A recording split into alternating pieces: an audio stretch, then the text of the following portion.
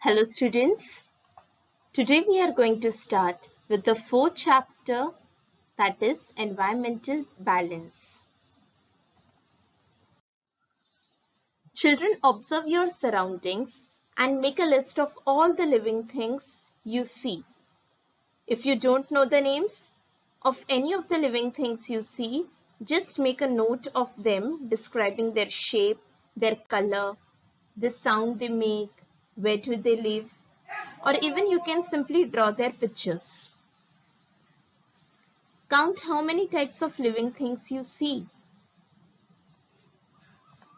Now, if you have observed, did you notice any signs of the presence of living things, though the living things themselves were not seen?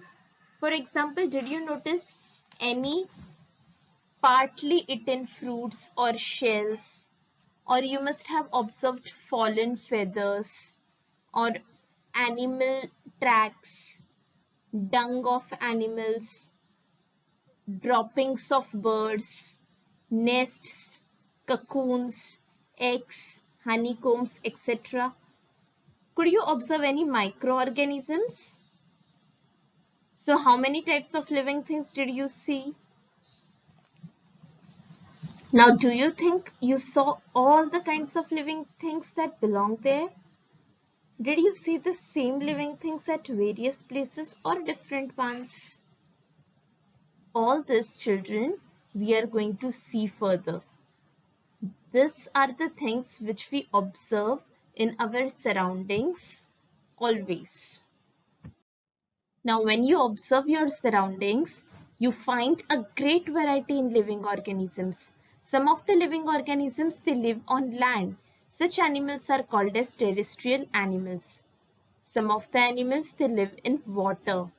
They are called as aquatic animals. And some of the living animals, they are habituated to fly in air. All those animals are called as aerial animals, like birds. Now look here, children. These are the variety of aquatic animals we see. We see stingray, seahorse, seal, whale, squid, oyster, shrimp, crab, starfish, shark, dolphin. These are the various animals we see in water, right? So these animals are called as aquatic animals. These are the variety of animals we see on land. You can see different varieties of plants. Remember, children, plants are also living organisms, right? And you can see variety of animals also.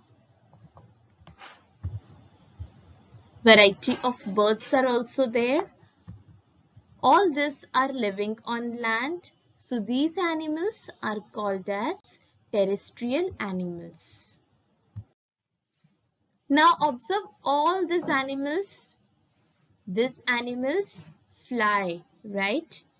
You can take the example of various birds which are shown over here, or the animal which is upside down on the branch of the tree, which is called as bat. All these animals fly. So these animals are included under aerial animals. Now children, when you have observed all these aquatic animals, terrestrial animals as well as aerial animals, you found great variety in their shape, in their size, their color, the food they ate, their behavior, and therefore we say that we see a large variety in living things. This large variety which we see in living things is called as biodiversity. The word diversity means different, or you can say variety, and the word bio means life. So life, that is living organisms, and diversity is variety. Variety we see in living organisms or living things is called as biodiversity. To study the biodiversity of a place, scientists make many observations. They make these observations in different conditions such as day and night, in different seasons, etc. They use special devices to make observations of living things that are found at great heights or depths, as well as of microorganisms. Now let us see what is environment. The surroundings and the conditions in those surroundings which affect the life of the organisms there are together known as their environment. That is, our surroundings forms our environment.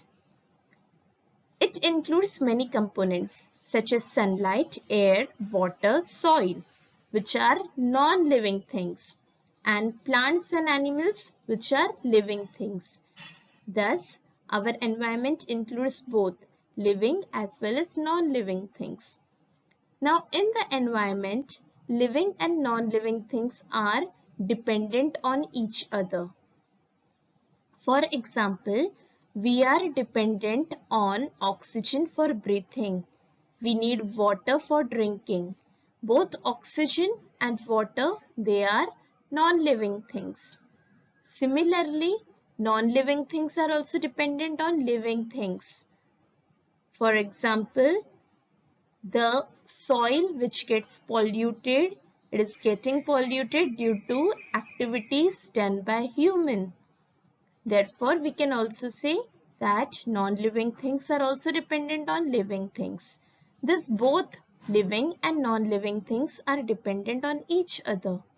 There is a lot of give and take or interaction between them.